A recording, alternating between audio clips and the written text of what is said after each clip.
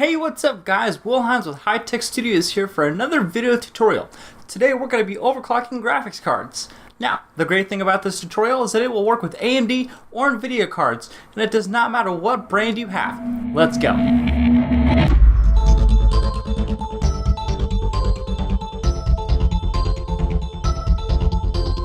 Okay, first things first. I need you to download MSI Afterburner. This is a fantastic utility developed by MSI for overclocking graphics cards, and it's the program we're going to be using today. Link in the description below. Once you have Afterburner installed, you can see a bunch of things here. You have your core clock, you have your memory clock, you have your power limit, and your core voltage, and you have a bunch of graphs here. What we're going to be worrying about is the core clock and the memory clock.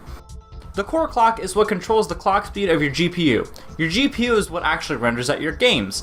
The faster it can render out stuff, the faster your games are going to run, the better they're going to run, and the higher FPS you're going to get. Next is your memory clock. This is where your graphics card stores everything. Once your GPU renders stuff out, it'll store it on your memory. The faster that it can access the memory, the faster it's going to run and the higher your FPS is. So as you can see on my Afterburner, everything is right at 0, nothing has been changed. We're going to go ahead and change our core clock to +10 and then press apply.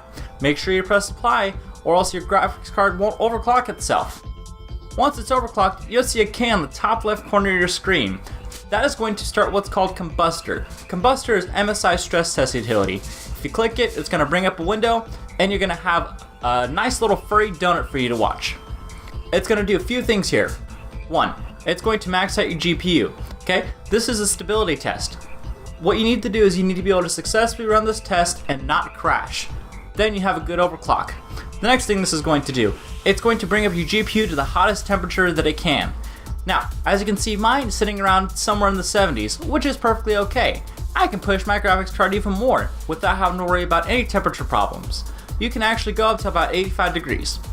Now, I know a lot of you are just like, oh, 85 is way too hot. Okay, don't worry about it, because I'm going to tell you a little secret here.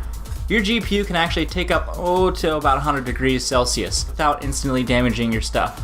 Of course, it may shorten the lifespan of your card, so you may want to stay away from 100 degrees, but 85 is a pretty good rule of thumb here. As you keep bumping up your core clock speed, pressing apply and running that stress test, eventually you're going to come to a point where your graphics drivers are going to crash. One or two things are going to happen. One, your screens are going to flash, you're going to get a nice little error message, and it's going to tell you, oh hey, your graphics card crash was successfully recovered, or it's going to blue screen your computer. Either way, this should be safe for your computer. Now, can't claim responsibility if anything goes wrong though. You guys understand that, right? Once you get to the point where your graphics drivers crash, go ahead and bring it back about 20 megahertz. That way, you know it's going to be stable and it's going to be super solid, because you don't want to crash during your games, because that's going to suck, because once your game crashes, then you crash, then everybody crashes, and crashing is not good. Now that we have a stable core clock, let's go ahead and mess with our memory clock. It's the same exact thing. Bump it up 10 degrees, press apply, and run Combustor for 10 minutes. Keep doing that until it crashes, bring it back 20 megahertz, press apply, congratulations, you have overclocked your graphics card. Thank you for watching this video. Make sure you like, comment, and subscribe. Go ahead and comment your overclocking results. I'm kind of curious myself. If you have any ideas for any video tutorials that you want to see, go ahead and comment them below, and you may be responsible for the next High Tech Studios video tutorial. My name is Will Hines, and thank you for watching.